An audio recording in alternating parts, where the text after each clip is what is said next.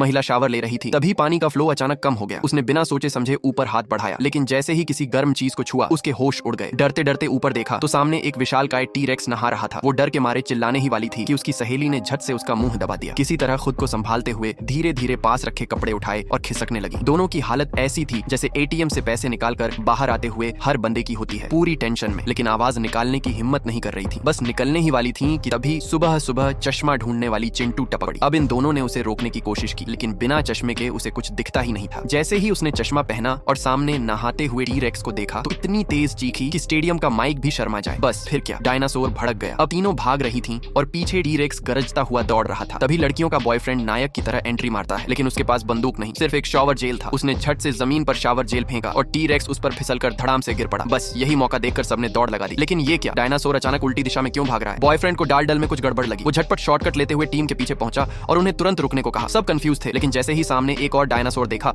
तो बिना कुछ पूछे पीछे भागने लगे। आखिरकार बॉयफ्रेंड की चालाकी की वजह से सबकी जान बच गई।